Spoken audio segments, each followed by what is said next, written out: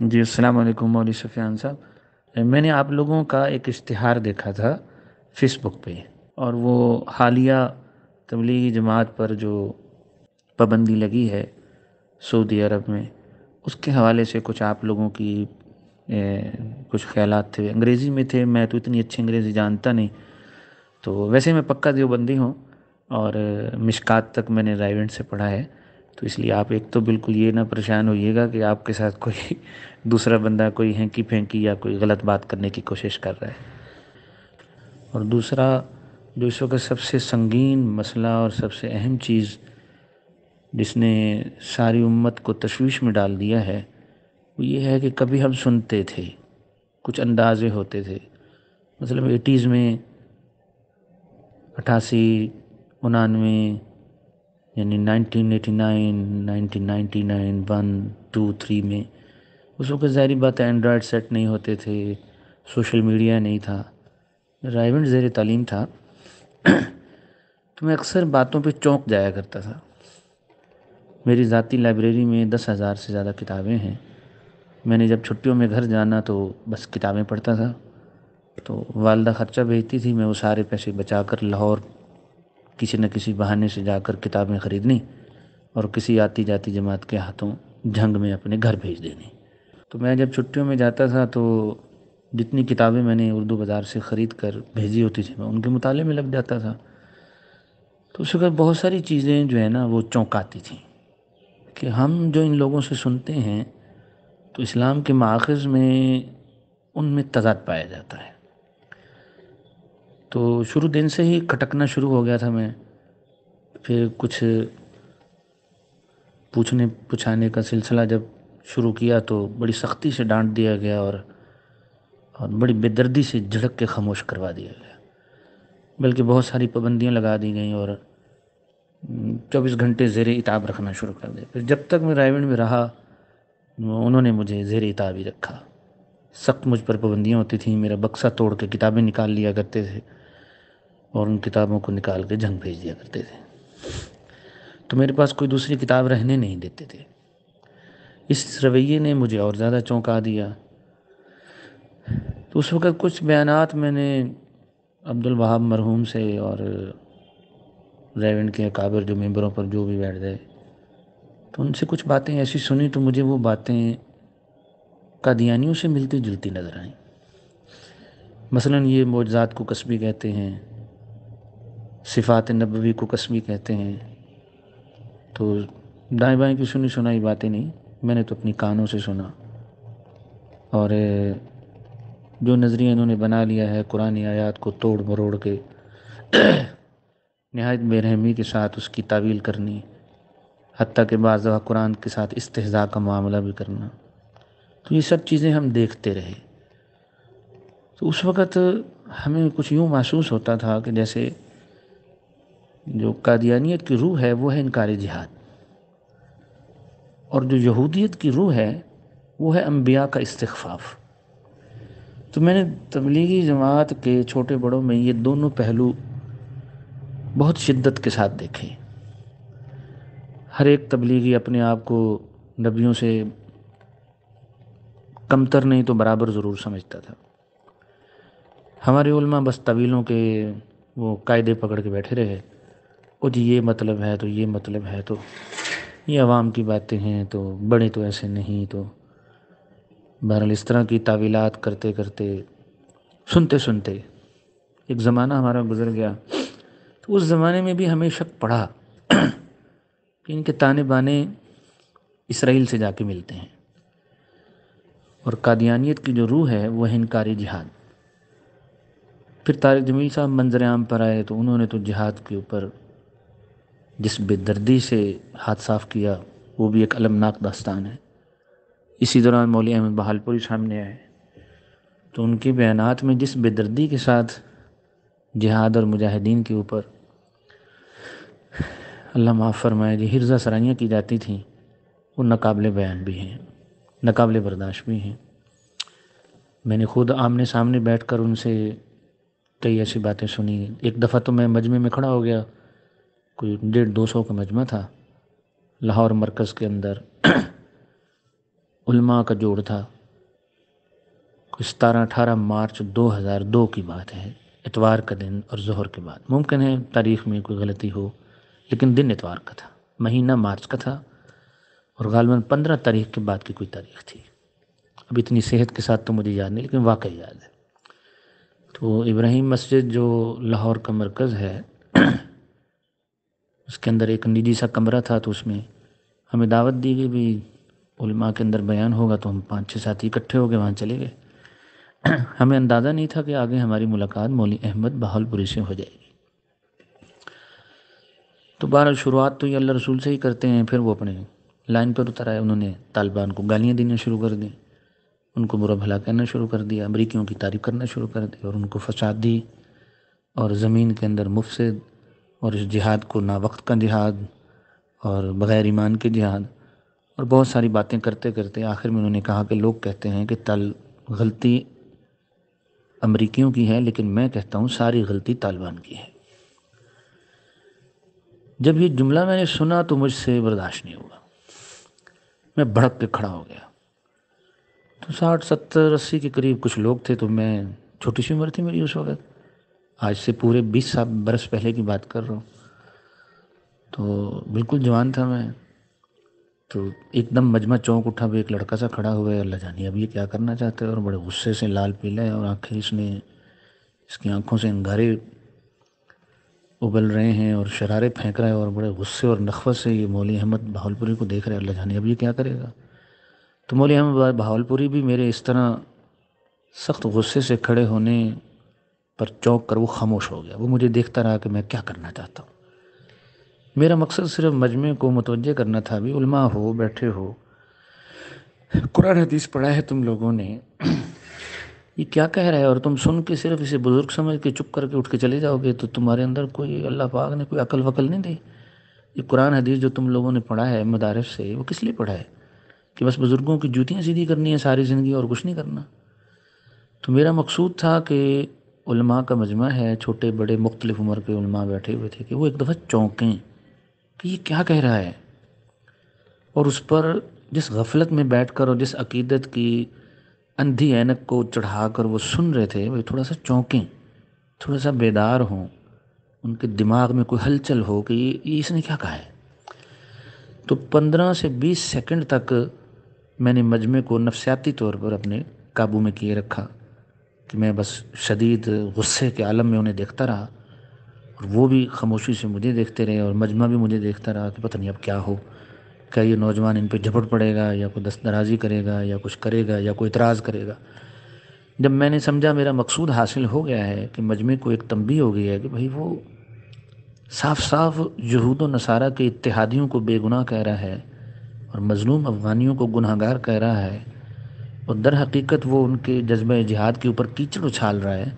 تو آپ میں سے عالم ہو کر سوچنے والا کوئی نہیں ہے۔ تو جب میں نے دیکھا میرا مقصود پورا ہو گیا، تو میں بڑی نخوت اور بڑی نفرت کے ساتھ مجمع کو چیرتا ہوا باہر نکل گیا، کہ جیسے مجھے بڑی گھن آئی ہے یہاں بیٹھ کر۔ تو میں باہر نکل گیا، میرے پیچھے پیچھے 15-20 علماء اور بھی نکل آئے۔ بہرحال کہنے کا مقصد یہ ہے کہ ہم نے اپنے کانوں سے سنا، سامنے سنا، ویسے تو بہت سنا کہ بھئی یہ جہاں بھی بیٹھتے ہیں جہاد کے اوپر حجرہ سرائی کرتے ہیں۔ پھر جب میں پڑھ کے فارغ ہو گیا، تو ہمیں بعد میں باقاعدہ یہ پتہ چلا کہ رائیونڈ سے سکہ بند قادیانی پکڑے گئے ہیں جو وہاں مقیم تھے۔ پھر ہمیں یہ بھی پکا پتہ چلا کہ بھئی پینٹاگون میں پینٹاگون کے ساتھ ان کے مستقل روابط ہیں، اور روزانہ کی بنیادوں پر کتنی جماعتیں کہاں کتنے وقت کے لیے نکلی ان کی ایک رپورٹ ای میل کی جاتی ہے۔ یہ اس زمانے کی بات ہے جب لینڈ لائن انٹرنیٹ ہوا کرتا تھا، پی ٹی سی ایل کے ذریعے۔ پی ٹی سی ایل سے میری مراد ہے پاکستان ٹیلی کمیونیکیشن، مطلب ہے کہ لینڈ لائن کمیونیکیشن کے ذریعے وائر ہوا کرتی تھی، اس کے ذریعے سے انٹرنیٹ کو کنیکٹ کیا جاتا تھا۔ تو جس نے وہ ایشو پکڑا، وہ ای میلز پکڑی، میں نے اس کے ساتھ گھٹنے سے گھٹنا ملا کے بیٹھ کے 2-2.5 گھنٹے ساری تفصیل سنی کہ کیسے تمہیں اتفاق ہوا، کیا تم پہلے سے تمہیں کوئی شک تھا کہ تم ان کے پیچھے پھر تم ریکی کرتے رہے اور بالآخر تم نے پکڑ لیا، یا کوئی اتفاق ہوا ہے کہ تم نے انہیں پکڑ لیا؟ تو افتخار الزماں صاحب، مسیح الزماں کا بیٹا، آج بھی رائے مقیم ہے، وہ یہ سارا کام آپریٹ کیا کرتا تھا۔ وہ دھڑلے سے کہتا ہے کہ ہاں میں بھیجتا ہوں، رائے والوں کی طرف سے کوئی اعتراض نہیں، میں بھیجتا ہوں۔ تو عبد الماجد صاحب وہ انجینئر ہوا کرتے تھے، ماڈل ٹاؤن میں رہتا تھا وہ، لاہور ماڈل ٹاؤن میں، آرکیٹیکٹ انجینئر تھا۔ تو اجتماع گاہ کا سالانہ جو اجتماع ہوتا ہے رائے کا، اس کا نقشہ وہ بنایا کرتا تھا۔ بڑا قابل انجینئر تھا، آرکیٹیکٹ انجینئر تھا۔ میں نے اس سے ساری داستان سننے کے بعد آخر میں کہا کہ تم نے پھر کیا محسوس کیا جب عبد الوہاب صاحب نے تیری بات کو توجہ سے نہیں سنا، مولوی احسان نے نہیں سنا، اور سب نے تیری بات کو ایسا ہلکا لیا کہ جیسے تم خواہ مخواہ شور مچا رہے ہو، کہ تمہاری بات کی کوئی اہمیت نہیں ہے، اور یہ بھی کوئی بات ہے؟ بولا اگر یہود نصارہ کو پتہ چل گیا تو کیا ہے، اگر ہم انہیں رپورٹ بھیجتے بھی ہیں، ہم نہیں، چلو ہماری اجازت کے بغیر کوئی بھیجتا ہے اور ہمیں خبر لگ گئی تو گھبرانے کی بات نہیں۔ تو میں نے اس سے پوچھا بھی تمہارا پھر کیا اندازہ ہے، کیا محسوس کیا تم نے جب تم نے سارے اکابر اور بزرگوں کو دیکھا کہ وہ تو تمہاری بات پہ توجہ نہیں دے رہے، جبکہ تم نے عیاناً دیکھ لیا اور مکر بھی کوئی نہیں رہا نا؟ یعنی یا تو رائے کے اکابر یہ سن کر کہتے کہ عبد الماجد صاحب آپ کو وہم ہوا ہے، آپ کو غلط فہمی ہوئی ہے، ایسی تو کوئی بات ہے ہی نہیں۔ انہوں نے باقاعدہ تسلیم کیا یہ بات درست ہے، ٹھیک ہے، یہ ہو رہا ہے، لیکن ہمیں پرواہ نہیں ہے۔ اگر ہماری طرف سے پینٹاگون کو ای میلز جاتی ہیں یا ہمارے مرکز میں کوئی آدمی ای میلز بھیجتا ہے تو یہ اتنی گھبرانے کی بات نہیں ہے۔ میں نے پھر عبد الماجد صاحب سے پوچھا کہ پھر تم نے کیا امپریشن لیا یہ ساری کارروائی؟ کہتا مجھے تو یہ سارے یہود نصارہ کے ایجنٹ لگتے ہیں۔ تو وہ قصہ بھی تمام ہو گیا۔ میں پھر اس کے 1-2 سال بعد سیالکوٹ میں پڑھاتا تھا، تو رائیونڈ کا ایک مقیم مجھے ملنے کے لیے آیا، گجرانوالہ کا۔ تو میں بڑا حیران ہوا کہ یہ مجھے ڈھونڈتا ڈھونڈتا کہاں سے آ نکلا ہے۔ تو اس نے ہم نے پہلے تو مہمان کو چائے سے پلائی، بٹھایا بھی، خیر ہو، کیسے آئے ہو؟ اس نے کہا بھائی ایک بات بتائیں، آپ جب رائیونڈ پڑھتے تھے، میرا اس کا بڑا گہرا دوستانہ تھا، 8 سال پڑھا ہوں میں وہاں۔ کہتا جب تم وہاں مجھ سے ملتے تھے، اکثر تم ایک بات کہا کرتے تھے کہ یہاں کچھ قادیانی اور یہودی رہتے ہیں، یہ بات تم کس بنیاد پہ کہتے تھے؟ میں ہنس پڑا۔ میں نے کہا وہ تو چلو میں بتا دوں گا، پہلے تم یہ بتاؤ کہ تم صرف اتنی بات کی تحقیق کے لیے تم رائیونڈ سے چل کے سیالکوٹ میرے پاس آئے ہو؟ تو اس نے کہا بات یہ ہے کہ وہاں کچھ اسرائیل کے پاسپورٹ ہولڈرز پکڑے گئے، اوریجنل اسرائیل کے پاسپورٹ ہولڈرز، جو باقاعدہ اسرائیل کی نیشنلٹی رکھتے ہیں اور اسرائیل کے پاسپورٹ ہیں۔ کہتے ہیں رائیونڈ میں تو قیامت مچی ہوئی ہے۔ میں کہ پھر یہ تو مچ گئی قیامت، آگے یہ بتاؤ کہ تمہارے اکابر نے کیا کیا؟ کہتے انہوں نے سارا قصہ دبا دیا۔ میں کہ اچھا جو پکڑے گئے ان کو نکالا؟ کہ جی عبد الوہاب صاحب نے یہ کہا کہ ان کو یہیں رہنے دو، ہدایت کے ماحول میں رہیں گے، کیا پتہ ہدایت پر آ جائے۔ میں نے کہا اچھا ان کو نکالا بھی نہیں، وہ پکڑے بھی گئے، ان کے پاسپورٹ بھی ٹریس ہو گئے، سب نے دیکھ لیا، بھال لیا، اور ان کے بیانات بھی لے لیے گئے، وہ اقرار کر گئے کہ ہم اسرائیل کے نیشنلٹی ہولڈر ہیں، اور ظاہری بات ہے وہاں وہ کسی خیر کے مقصد کے لیے تو بیٹھے نہیں ہوں گے۔ تو لیکن پھر بھی وہاں کی انتظامیہ اور مولوی احسان، مولوی جمشید، مولوی نظرمان، یہی بڑے بڑے لوگ تھے سارے، اور مفتی زین العابدین وغیرہ، وہ تو مہینے کے 3 دن کے لیے آتے تھے فیصل آباد سے، وہ رائیونڈ مستقل نہیں رہتے تھے۔ اس وقت یہ حاجی مشتاق اور بھائی اسلم صاحب، اس طرح کے بڑے بڑے لوگ جو پرانے تبلیغی تھے، سب زندہ تھے۔ تو میں نے کہا پہلے تم مجھے بس یہ بتاؤ کہ ان سب نے اس واقعے سے انہوں نے رد عمل کیا کیا؟ کہ تو کچھ بھی نہیں، انہوں نے معاملہ دبا دیا اور یہ کہہ کے دبا دیا کہ بھئی کیا پتہ ان کو ہدایت مل جائے، ان کو یہاں سے نکالو نہیں۔ خیر میں سن کے خاموش ہو گیا کہ اب جو باتیں میرے ذہن میں گردش کر رہی تھیں وہ تو اس بیچارے کی سمجھ میں آ نہیں سکتی تھیں۔ پھر اس نے مجھ سے پوچھا اچھا یہ باتیں تو ہو گئیں، تم بتاؤ تمہیں یہ شک کیسا تھا؟ میں نے کہا بھائی میں کوئی ملیٹنٹ نہیں ہوں، اور نہ میں کوئی سپائی ہوں، میں کوئی جاسوس نہیں ہوں، نہ کوئی راک ایجنٹ ہوں، نہ کوئی میں ایف بی آئی یا سی آئی اے یا کسی خفیہ ایجنسی کا تربیت یافتہ نہیں ہوں، میں سیدھا سادہ آدمی ہوں، جنگ میں پیدا ہوا، کالج تک بی ایس سی میں پڑھا میڈیکل، وہاں سے تبلیغ میں لگ کے رائیونڈ پہنچ گئے۔ میں کہ مجھے یہاں سے کن باتوں کو پتہ ہے؟ کہتے پھر تم اتنے وثوق سے جو تم کہا کرتے تھے یہاں کچھ لوگ رہتے ہیں جو غالباً یہودی اور قادیانیوں کے ساتھ ان کے یہودیوں اور قادیانیوں کے ساتھ ان کے پختہ مراسم ہیں، یہ بات تم کس بنیاد پہ کہتے تھے؟ میں کہا بڑی سادی سی بات ہے، قرآن کریم میں اللہ تعالیٰ نے یہود کی فطرت کے تمام اللہ تعالیٰ نے جو ہے نا وہ صفات اور علامات بیان کر دی ہیں، اور چونکہ قادیانیت یہودیت کا ہی چربہ ہے، کیونکہ اب تو یہ باتیں چھپ کے آ چکی ہیں کہ امریکن ڈاکٹر ڈوئی ہوا کرتا تھا جس کے خیالات سے متاثر ہو کر غلام احمد قادیانی نے وہ ڈاکٹر ڈوئی وہ یہودی تھا، تو وہ کتابیں میرے پاس موجود ہیں، تو غلام احمد قادیانی خود اس بات کا اقرار کرتا ہے کہ میں ڈاکٹر ڈوئی کے نظریات سے متاثر ہوا کہ وہ نبوت کو ایک صفت نفسانیہ سمجھتا ہے جس سے نبوت کے استمرار کی گنجائش نکلتی ہے، اور قیامت تک کوئی بھی شخص اپنے نفس کی صفا کر کے اور اس کو جلا بخش کے اور نفس پہ محنت کر کے وہ نبی بن سکتا ہے۔ تو میں وہاں سے میرے دل میں بھی یہ ایک تمنا بیدار ہوئی، ایک تمہ مجھے لگی کہ میں بھی نبی بن سکتا ہوں، تو میں نے نبوت کا دعویٰ کر دیا۔ تو قادیانیت چونکہ یہودیت کا ہی چربہ ہے، اور یہودیت کی ایک ایک ادا کو قرآن میں سب سے زیادہ مفصل بیان کیا گیا ہے، ان کے ظاہری شرور، ان کے باطنی شرور، ان کی کج فطرتی، ان کی سازشیں، ان کا سازشانہ مزاج، ان کی دسیسہ کاریاں،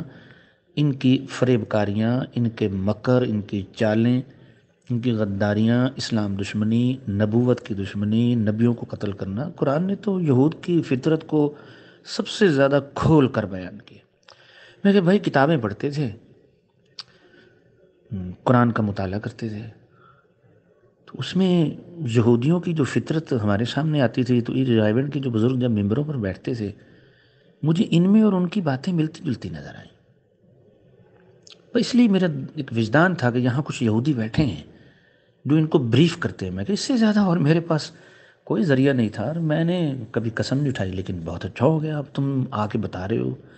کہ جناب وہاں سے تو واقعی یہودی پکڑے گئے ہیں۔ میں کہ شکر الحمدللہ کہ میرے خیالات کی تائید ہو گئی، اور تائید بھی تم ہی لوگوں کی زبانی ہوئی ہے، نہ کہ میں نے کوئی الزام لگایا، اور میں تو آج کل وہاں ہوں بھی نہیں، یہ تو آپ ہی لوگ یہ قضیہ لے کر میرے پاس آئے ہو کہ رائیونڈ میں قیامت مچی ہوئی ہے کہ وہاں پر کچھ لوگ اسرائیل کے پاسپورٹ ہولڈر پکڑے گئے ہیں۔ تو بہرحال کہنے کا مقصد یہ ہے کہ پڑھائی کے زمانے میں ہمیں شروع دن سے اس بات کا شک تھا کہ اس جماعت کے قادیانیت اور یہودیت کے ساتھ خفیہ مراسم ہیں، اور بڑے گہرے مراسم ہیں۔ بالآخر وہ بات اب کھل کے سامنے آ گئی۔ انڈیا سے ایک کتاب چھپ کے آ چکی ہے، دیکھی ہوئی دنیا، اس میں وہ باقاعدہ لکھتے ہیں کہ جی میں مؤلف لکھتا ہے جی میں لد میں گیا، وہاں تبلیغ کا مرکز تھا، میں تل ابیب گیا، وہاں تبلیغ والوں کا مرکز تھا۔ اب تو آپ گوگل سرچ کریں تو آپ کو لد میں اور تل ابیب میں آپ کو تبلیغی جماعت کے مراکز مل جائیں گے۔ اب یہ بات کوئی ڈھکی چھپی نہیں ہے میڈیا کے اس دور میں۔ اس کے بعد جو اہم ترین بات ہے وہ یہ ہے کہ پہلے تبلیغی علماء ہم جب ان خدشات کا اظہار کرتے تھے تو وہ کج بحثی کرتے تھے، کیا ثبوت ہے تمہارے پاس، تم کیسے یہ کہہ سکتے ہو، پاکستان کی طرف سے تو اسرائیل میں جانے کی بندش ہے۔ تو میں ہمیشہ ان سے یہ کہتا تھا کہ اللہ کے بندو بھلے مانسوں، پاکستان اور اسرائیل میں تو بندش ہے، لیکن کیا انگلینڈ کی طرف سے کوئی اسرائیل میں جائے تو کوئی بندش ہے؟ ان کے قانون میں تو وہ دونوں ایک دوسرے کو تسلیم کرتے ہیں۔ تو میں ہمیشہ ان لوگوں سے یہ سوال کیا کرتا تھا کہ اسرائیل میں صرف دو ہی جماعتیں ہیں جن کو وہاں مذہبی طور پر کسی سرگرمی یا تحریک کو کرنے کی اجازت ہے، ایک قادیانی اور دوسرے تبلیغی۔ تو یہودیوں کا ملک اسرائیل ہو جنہوں نے پوری امت مسلمہ کو خاک اور خون میں نہلا کر اور قتل عام کر کے اور سلطنت عثمانیہ کو تہہ تیغ کر کے اور خاک میں ملا کر اور ٹکڑے ٹکڑے کر کے اور عربوں کی روح نکال کے اور خطۂ عرب کو پارا پارا کر کے اور ٹکڑے ٹکڑے کر کے اور تباہ و برباد کر کے اور لاکھوں پاک دامن عورتوں کی عزتیں لوٹ کے نوجوانوں کو ذبح کر کے انہوں نے ایک ملک بنایا اسرائیل، جس میں عیسائیوں تک کو جا کر مشنری ورکنگ کی اجازت نہیں ہے کہ عیسائی بھی وہاں پر جا کر کوئی مذہبی سرگرمی نہیں کر سکتے۔ تو کیا وجہ ہے کہ وہاں پر قادیانیوں کے بھی اڈے ہوں اور تبلیغی جماعت کے بھی اڈے ہوں؟ قادیانیوں کی تو سمجھ میں آتی ہے کہ یہ انہی کے گماشتے ہیں، یہ انہی کے چیلے ہیں، انہی کی اولاد ہیں روحانی، تو باپ نے اولاد کو اپنی گود میں لے لیا، یہ تو بات سمجھ میں آتی ہے۔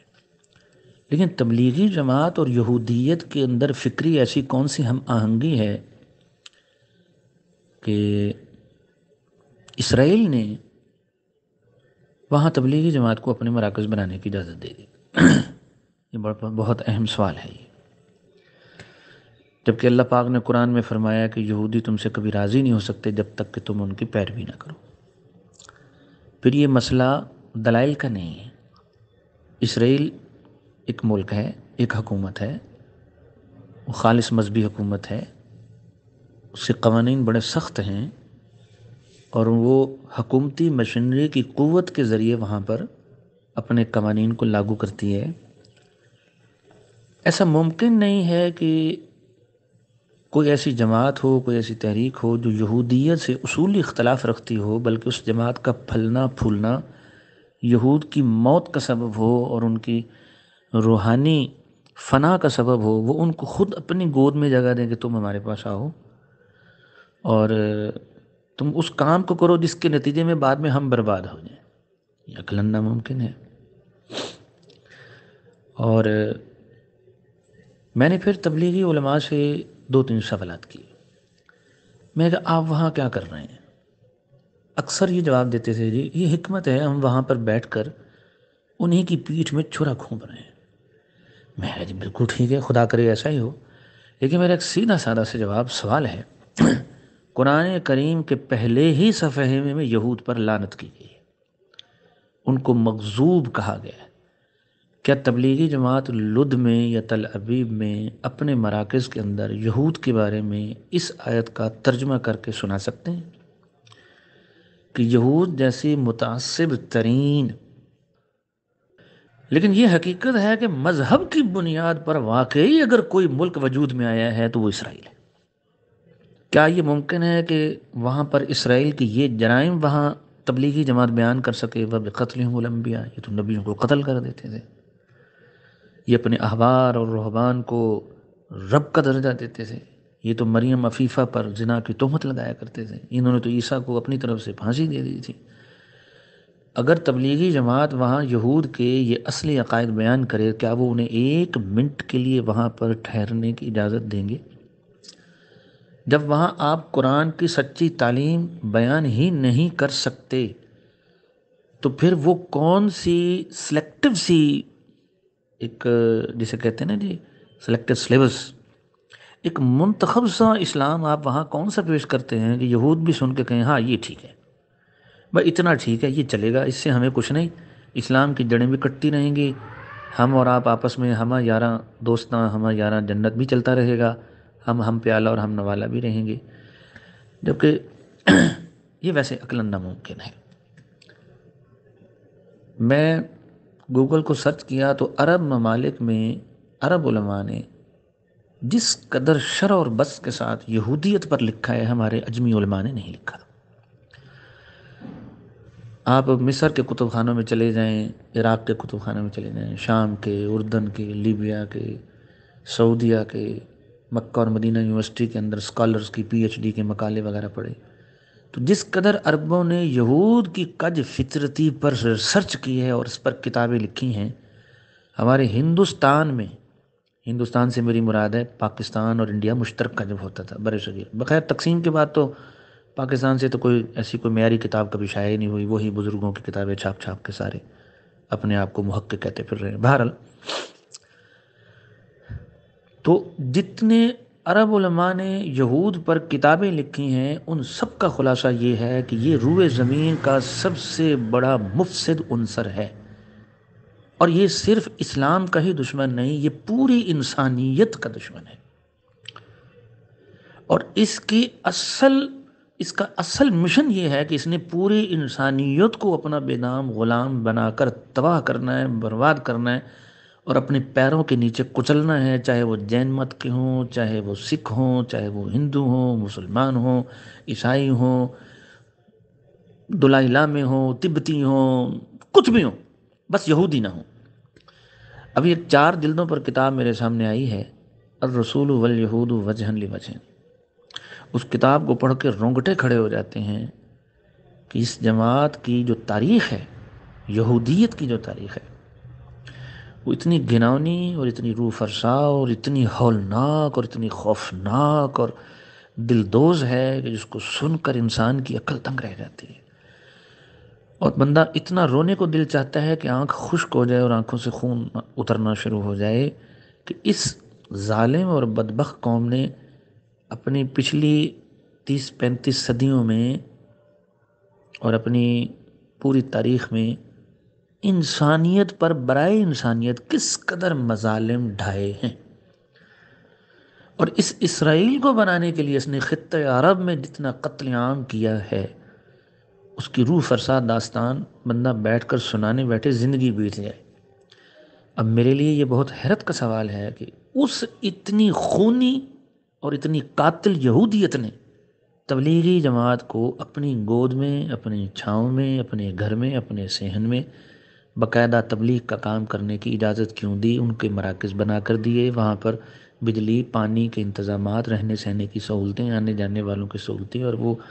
جس طرح بھی اپنا یہ گش وش کرتے ہیں جو فلسطینیوں میں جا کر چلتے وہ لطف سے ہیں اور جا کے ملتے فلسطینیوں سے ہیں، جتنے بھی مسلمان وہاں ہوتے ہوں گے۔ تو آخر یہ کون سا اسلام لے کر پھر رہے ہیں کہ اس قدر خطرناک مذہب والوں نے تبلیغی جماعت کو اپنے قدموں کے نیچے جگہ دے دی؟ تو میں جتنے بھی علماء سے بات کرتا ہوں تو وہ بیچارے ایسے ہی پھس پھسے اور بے روح بے مغز اور عذر گناہ بدتر از گناہ کے مصداق وہ جوابات دیتے ہیں جن کو سن کر رونا بھی آتا ہے کہ ہمارے آج کے مولوی کی عقل کیا ہو گئی ہے۔ اس بیچارے کو سوائے اس کے کہ تبلیغی جماعت کے ساتھ جڑے رہیں گے تو مساجد کے اندر ہمیں امامتیں بھی ملیں گی، اور جہاں جہاں مسلم کمیونٹیز ہیں وہاں ہمیں تحفظ ملے گا، ہماری مالی معاملت چلتی رہے گی، ہمارے گھریلو کاروبار زندگی چلتا رہے گا، وگرنہ اب اس بات کو جھٹلانے کی کوئی گنجائش نہیں رہ گئی کہ جہاں کسی عالم نے، چاہے پاکستان میں، چاہے عربستان میں، چاہے انڈیا میں، کہیں بھی تبلیغی جماعت کے ساتھ کسی بھی مسئلے میں کوئی اختلاف رائے یا فٹ نوٹ پیش کیا، اس پر عرصہ حیات زندگی تنگ ہو جائے گی، پھر تبلیغ والے اسے جینے نہیں دیں گے۔ میں نے بڑے مظالم سہے ہیں، اور ایسے لوگوں کی ایک طویل فہرست ہے جنہوں نے تبلیغی جماعت والوں سے جب اختلاف کیا اور انہوں نے شرعی اختلاف کیا تو تبلیغی جماعت والوں کی طرف سے انتہائی بے رحمانہ سلوک پیش کیا گیا، اور گویا کہ اس سارے سلوک کا عنوان اور سارے سلوک کا ٹائٹل نیم یہ تھا کہ ہماری جماعت اب دنیا میں پھیل چکی ہے، ہمارے پاؤں جم چکے ہیں، ہماری افرادی قوت اب اس حد تک چلی گئی ہے کہ جس نے اختلاف کیا وہ اپنی خیر منا لے۔ تو اس تناظر میں بہت سارے سوال بھی اٹھتے ہیں کہ تبلیغی جماعت دین کے نام پر کیا پھیلاتی پھر رہی ہے، اور پوری دنیا میں پہلے تو ہمیں یہ اشکالات ہوا کرتے تھے کہ بھئی ہر وہ اسلامی تنظیم جو طاغوت اور باطل کے تسلط کے خلاف اپنی جان ہتھیلی پر لے کر میدان عمل میں اترتی ہے تو پوری دنیا کا باطل، جس کے 2 ہی بڑے بڑے نام ہیں، یہود اور نصارہ کا طاغوتی جو ایک سمبل ہے، وہ ان کو جب تک قتل نہیں کر دیتا اور ان کی نسل نہیں مٹا دیتا یہ لوگ چین سے نہیں بیٹھتے۔ اس کے لیے چاہے انہیں کروڑوں ڈالر خرچ کرنے پڑیں، اربوں ڈالر خرچ کرنے پڑیں، کتنی حکومتوں کو یرغمال بنانا پڑے، اور خود اس منزل تک پہنچنے کے لیے چاہے راستے میں جتنا مزید خون بہانا پڑے، لیکن یہ ہونا ہی ہونا ہے کہ کسی ایک دنیا کے کونے سے یہ آواز کیوں اٹھی ہے کہ اس وقت کا جو باطل ہے، جس کا نمائندہ یہودیت اور نصرانیت ہے، اور جنہوں نے مسلمانوں کی نسل کشی اور اسلام کشی اس کو بنیادی مقصد بنا کر پوری دنیا کے اندر شر و فساد کا ایک نہ ختم ہونے والا سلسلہ شروع کر رکھا ہے، فلاں جگہ سے اس طاغوتی نظام کے خلاف آواز اٹھی ہے تو پوری دنیا کے وسائل لے کر اس کے پیچھے بھاگو، اور جب تک اس کی لاش نہیں مل جاتی سکون سے نہیں بیٹھنا۔ تو ہمیں کسی زمانے میں بڑا اشکال ہوتا تھا، ایک طرف یہ پوری دنیا کا یہودیت اور نصرانیت کا طاغوت، ان کے خلاف اٹھنے والی ہر آواز کو دبانے کے لیے بے دریغ پیسہ خرچ کرتا ہے، بے دریغ وسائل خرچ کرتا ہے، لیکن تبلیغی جماعت جہاں بھی جاتی ہے ان کا استقبال ہوتا ہے، ان کو ویزے ملتے ہیں، ان کو آنے جانے کی سہولتیں دی جاتی ہیں، ان پر کوئی قدغن نہیں ہوتی، ان کی تلاشیاں نہیں لی جاتی ہیں، ان کی کوئی ہلکی پھلکی کہیں کوئی واقعہ ہو گیا ہو تو اس سے بھی انکار نہیں ہے، اور لیکن استقرائی طور پر، میں استقصائی نہیں کہہ رہا کہ یہی کچھ ہی ہوا ہے، بلکہ میں استقراً کہہ رہا ہوں کہ اکثر یہ ہوا ہے کہ ان کا ہر جگہ استقبال ہے، ان کو کہتے ہیں آئیے جناب تشریف لائیے۔ تو میں اکثر علماء سے پوچھا کرتا تھا کہ یہ بتلاؤ فلاں فلاں جس کے پیچھے پوری دنیا کا طاغوت لگا ہوا ہے، ان کے پاس کون سا اسلام ہے کہ وہ ان کی اس ایک کی خاطر پورے ملک کو تباہ کرنے کے لیے تیار ہیں، اور تمہارے پاس وہ کون سا اسلام ہے کہ تمہیں رستے دیتے ہیں آئیے جناب۔ تو کیا یہ ذاتی دشمنیاں ہیں؟ اور دنیا میں کوئی حکومت اتنی بے عقل بھی ہوتی ہے کہ محض اپنی ذاتی دشمنی پر ملکی وسائل کو اتنا بے دریغ استعمال کرے کہ وہ ملک دیوالیہ کی حد تک پہنچ جائے؟ اور یہ بات بھی اظہر من الشمس ہے کہ جب یہ افغان وار شروع ہوئی تھی تو بہت سارے ممالک ساتھ شریک تھے، لیکن جب انہوں نے دیکھا اس پہ تو پیسہ اتنا لگ رہا ہے، ہماری ملک کی اکانومی تباہ ہو رہی ہے، بہت سارے ملک بیچ میں چھوڑ چھاڑ کے بھاگ بھوگ گئے تھے۔ تو میں ان تبلیغیوں سے ہمیشہ یہ سوال کیا کرتا تھا کہ بھائی تمہارا استقبال ہو، اور جناب ہم نے سنا ہے کہ جناب واشنگٹن میں وہ بل کلنٹن تبلیغی مراکز میں جاتا ہے، اور ایک طرف دنیا کے جدید ترین اسلحے بھیج کے اور پتہ نہیں کتنے لمبے راستے سے مسلمانوں کا قتل عام کراتا ہے، تو تمہارے پاس کون سا اسلام ہے، ان کے پاس کون سا اسلام ہے؟ کیا واقعی تم اسلام کی سچی تعبیر کر رہے ہو؟ ایک بات، اور اگر تمہارے پاس سچا اسلام ہے تو اسلام کی توحید، رسالت، معاد کے بعد ایک نمایاں دعوت یہ ہے کہ ظلم نہیں کرنا۔ تو کیا بات ہے کہ تمہارے اسلام کو وہ پسند بھی کرتے ہیں، چلو توحید کے بارے میں نہ اتریں، رسالت کو نہ مانیں، لیکن ظلم کی جو اسلام کی تعلیم ہے کہ ظلم نہیں کرنا کسی پر بھی، نہ اپنے پر، نہ پرائے پر، نہ کافر پر، نہ مسلمان پر، نہ غیر پر، نہ اپنے پر، نہ دوست پر، نہ دشمن پر، ہیں جی۔ وہ جو اللہ پاک نے قرآن میں فرمایا کہ تمہیں کسی کی عداوت اس بات پر نہ آمادہ کرے کہ تم حد سے تجاوز کر جاؤ۔ میں حافظ نہیں ہوں،